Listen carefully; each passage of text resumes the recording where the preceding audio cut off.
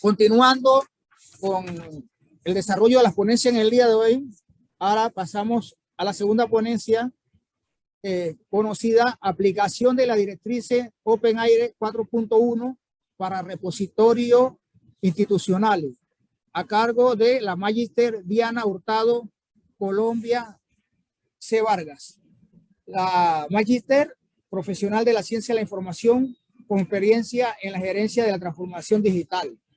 En estos momentos le cedemos el micrófono a la Magíster Diana Hurtado C. Vargas de Colombia. Hola, muy buenos días. Muy buenos días a todos. Muchísimas gracias por esta invitación. Agradecerle al comité organizador por haberme invitado, por permitirme participar y mostrarles lo que hemos hecho y lo que hemos adelantado en Colombia en cuanto a repositorios institucionales. Les voy a compartir mi pantalla.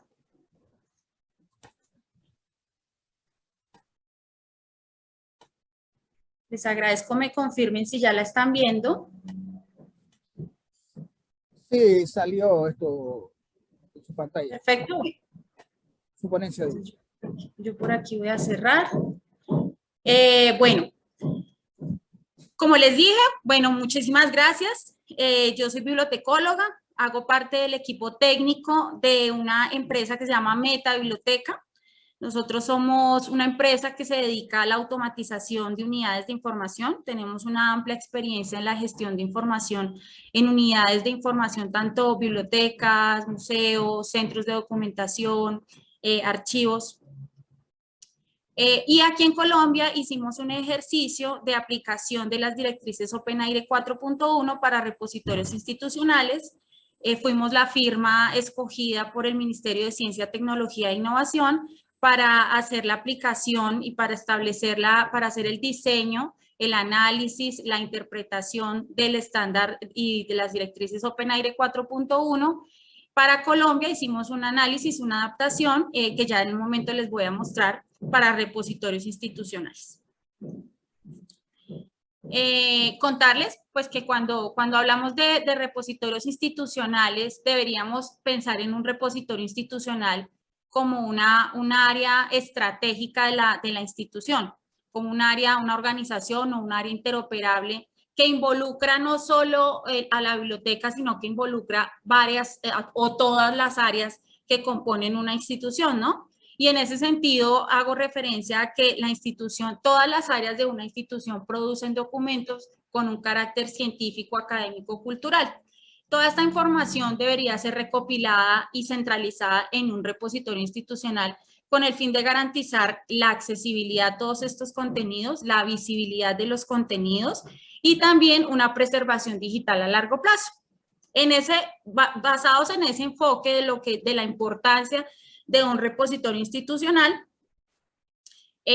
analizamos pues cuál debería ser la mejor forma de administrar todos estos contenidos, teniendo en cuenta pues como les dije, un repositorio es una organización, un área interoperable que procura la selección, evaluación, organización, clasificación, registro y sistematización de recursos propios. En ese orden de ideas lo que les digo, la institución produce muchos documentos que tienen unos componentes académicos, científicos y culturales y deberían ser almacenados en un repositorio. Sin embargo, se debe tener en cuenta que cuando hablamos de un repositorio, estamos hablando de, además de una plataforma de software, estamos hablando de otros componentes importantes para que se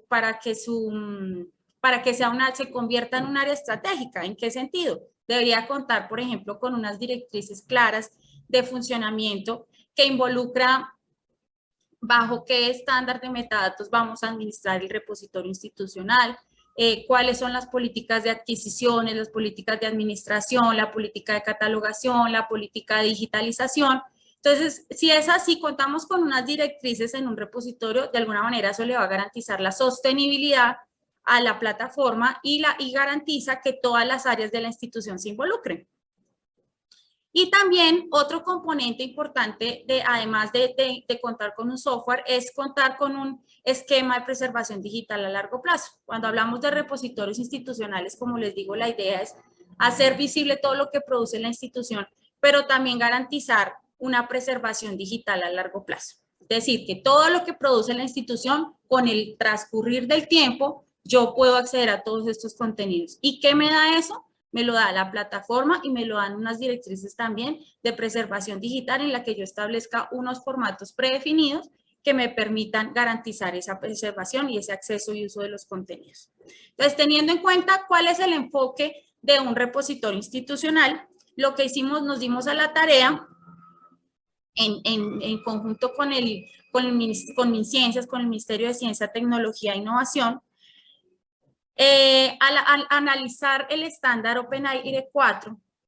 Ese ejercicio empezó hace más o menos unos 3 años, en el 2019, al finales del 2019, se crea la Red Colombiana de Información Científica.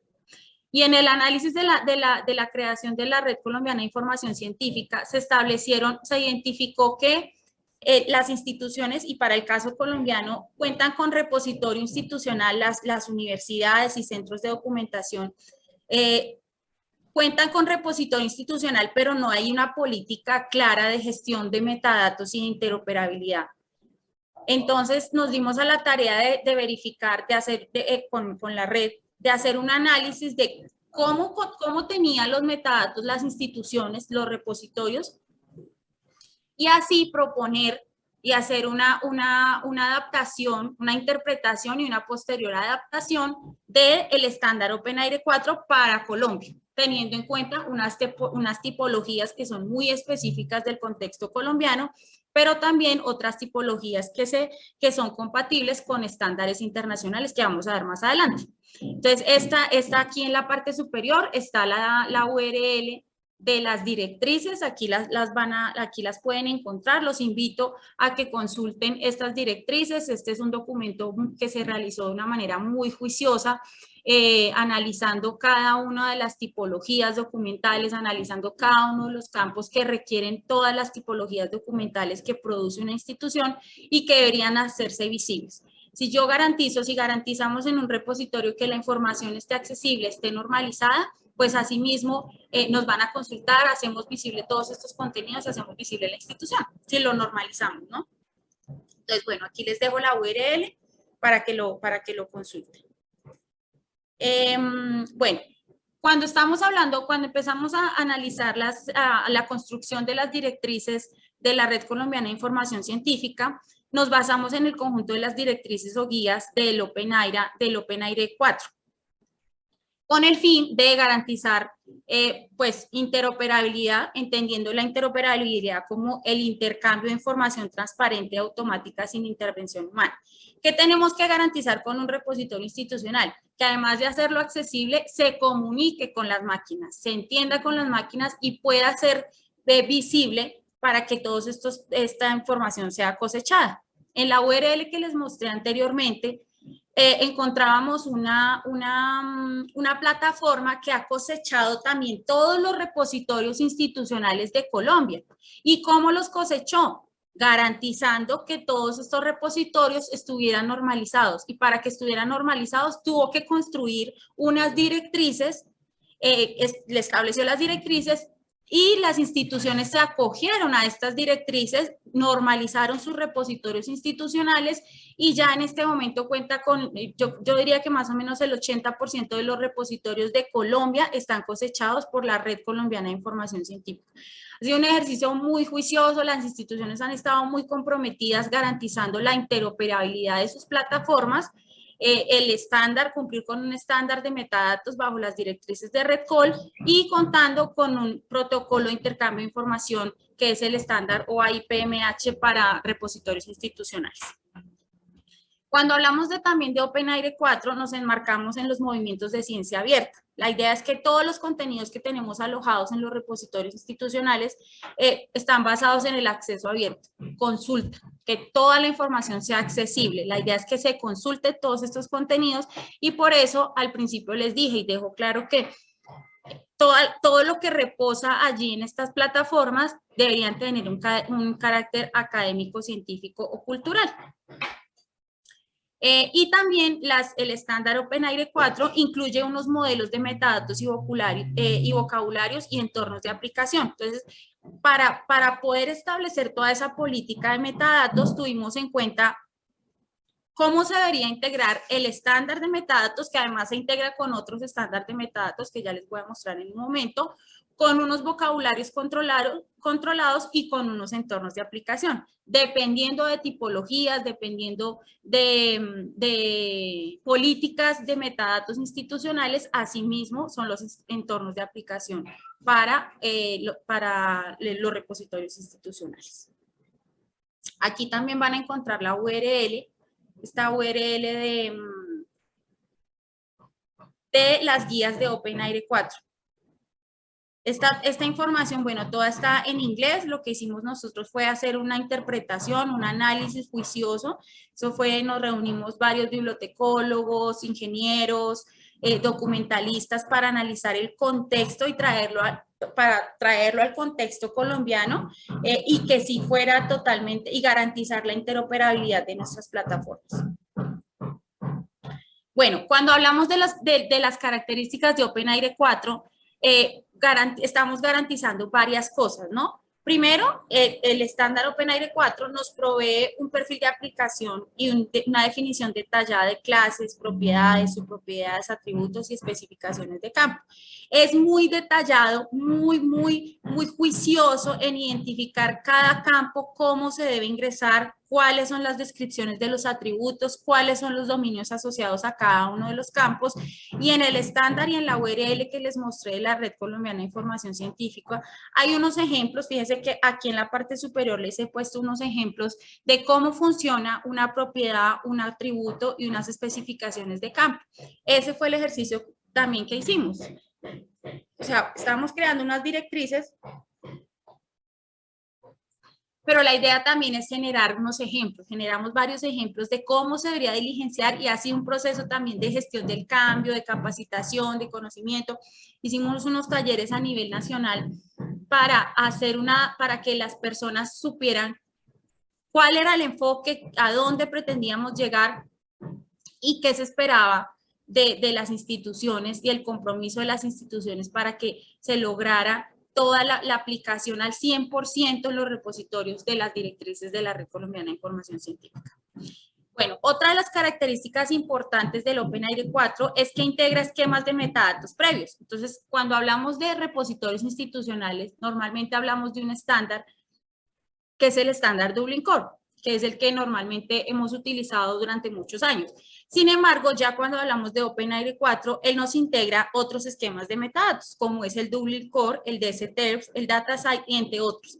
Y también me garantiza unos espacios en XML. URLs totalmente identificadores con URLs persistentes para varios campos del esquema de metadatos.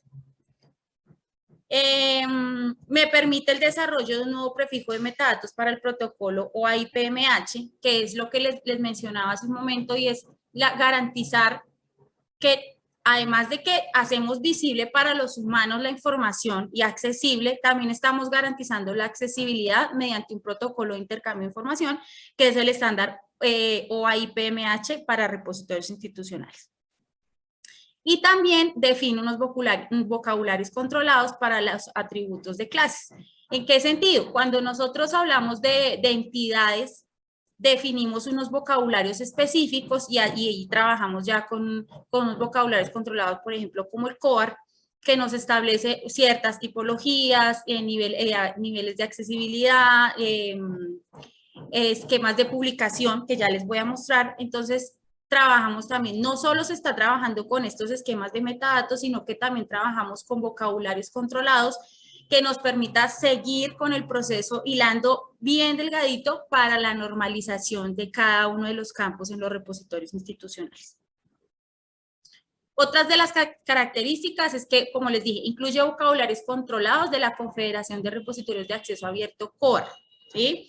COAR es una asociación internacional que reúne repositorios individuales y redes de repositorios para desarrollar capacidades, alinear políticas y prácticas y actuar como voz global para la comunidad de repositorios.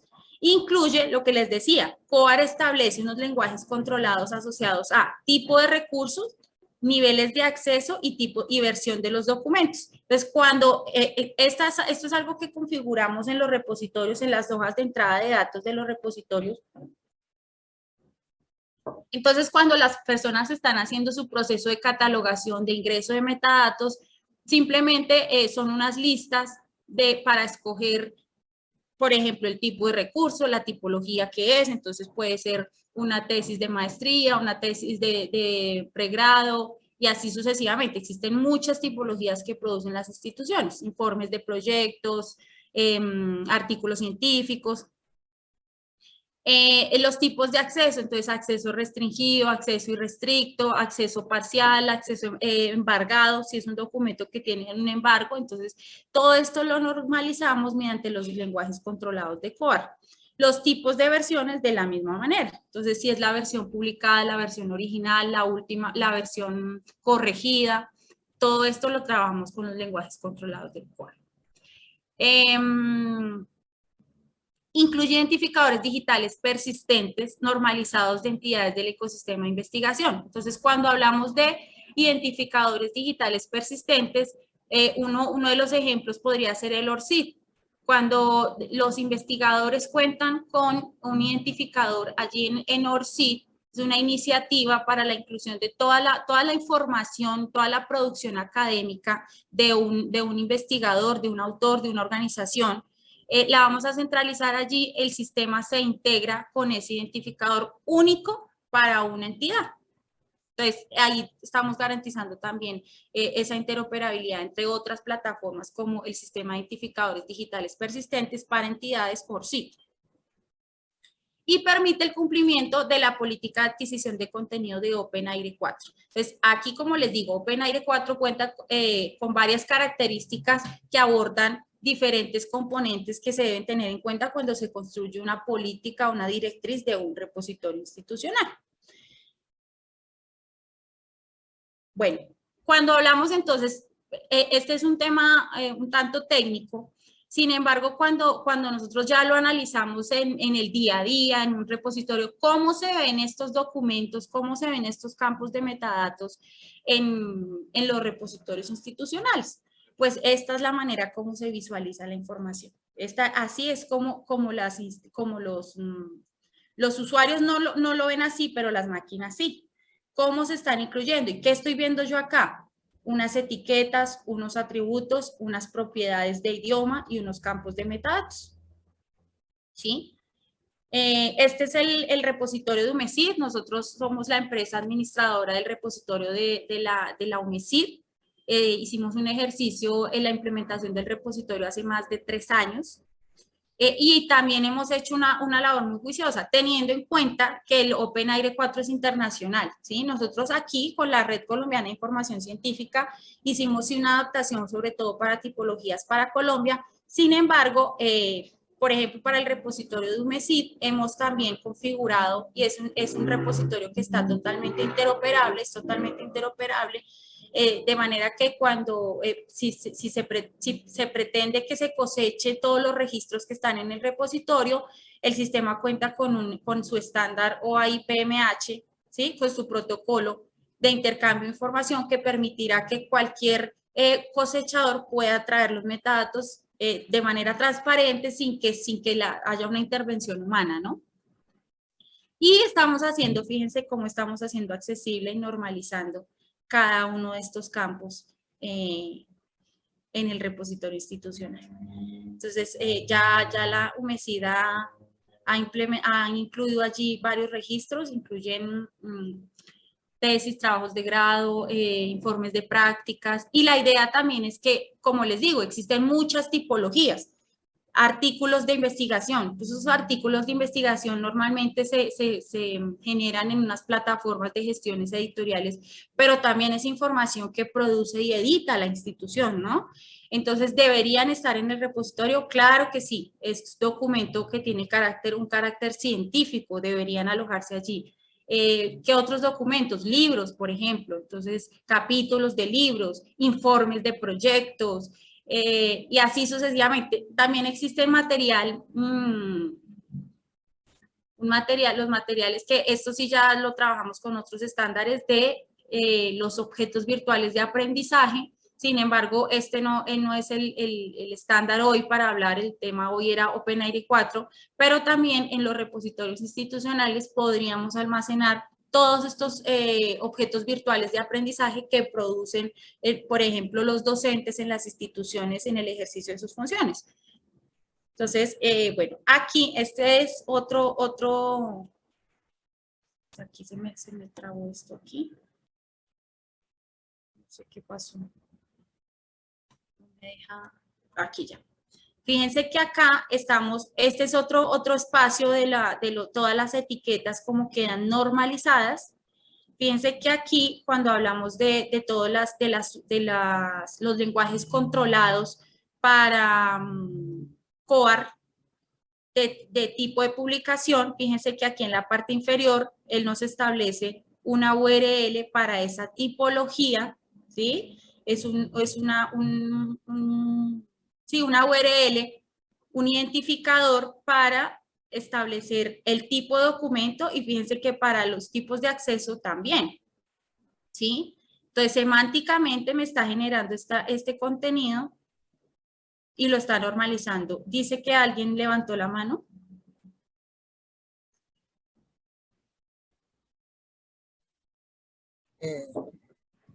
Hola.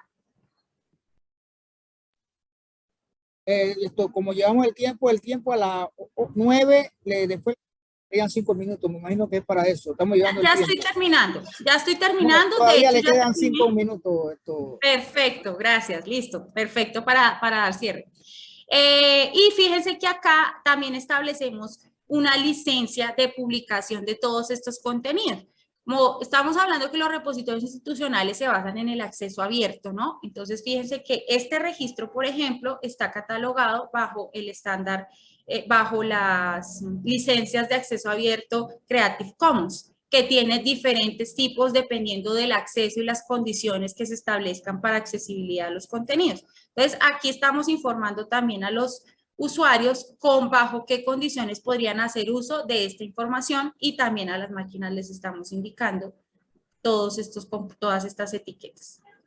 Eso era lo que les quería mostrar, la iniciativa de Colombia para los repositorios institucionales, mostrarles el avance que hemos tenido, invitarlos a que conozcan la Red Colombiana de Información Científica, que conozcan los enlaces de las directrices y bueno, no sé si haya alguna duda al respecto. Licenciada Diana, la metodología que estamos utilizando en el trayecto de este seminario es que al final se hace una ronda de preguntas, comentarios, por eso le solicitamos que se mantenga en la sala. Queremos Claro que agradecerle su ponencia y también les recordamos a los participantes, pues yo sé que es una ponencia muy técnica, que estas charlas después del 14 podrán nuevamente verlas en el canal de YouTube de BAN. Ahí estarán todas las charlas colgadas y con tiempo las pueden revisar y nutrirse más de conocimiento.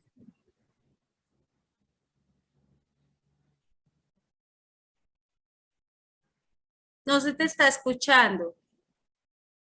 Como pudimos ver esta segunda ponencia denominada aplicación de la directriz OpenAIRE, una charla o ponencia muy técnica denominada OpenAIRE 4.1 para repositorios institucionales.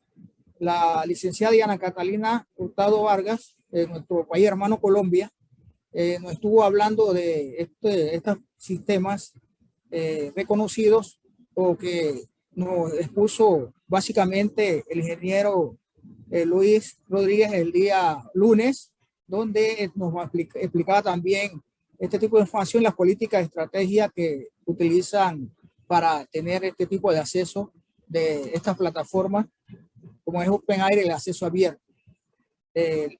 Lo que se tuvo por parte de su empresa, donde ella participa, es un ensayo, un ejercicio para verificar por medio cómo funcionaban este tipo de estos repositorios institucionales. Regularmente en nuestro país estos repositorios o este tipo de plataformas se usan más para las universidades. Casi todas las universidades en el país, las públicas tienen este tipo de programas porque crean sus repositorios institucionales donde recopilan la mayor cantidad de producción literaria, ya sea la maestría, sea la producción de los artículos y demás. Nos habló del área estratégica de la investigación que la compone, cómo garantizar la salubridad y también la prevención y el uso.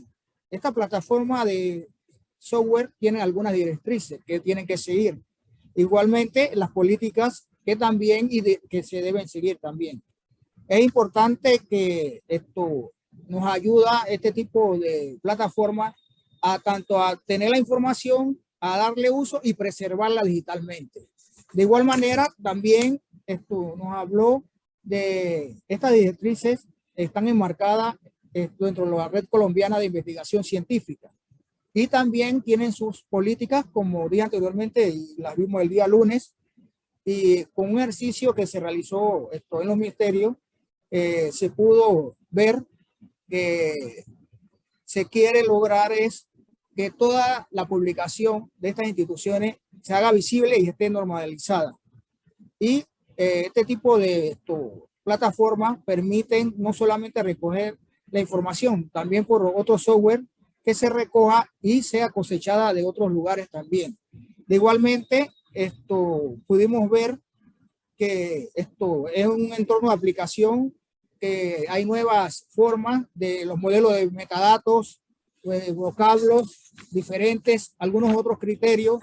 De igual manera, también nos dijo que habían identificadores digitales como ORCID, y por medio de estas plataformas nos permiten cómo se ve la información. A nosotros, nuestros colegas del CIVIU, que hemos trabajado en este tipo de plataforma en el UPRRIT, pudimos observar cuando ella presentó cómo se veía la información y cómo nosotros podíamos identificar los campos, ya sea por autor, por título, y ese trabajo que estuvimos usando en la situación más crítica de la pandemia, cuando regresamos a laborar, lo era el UPRRIT con las maestrías y cómo podíamos recoger esta información.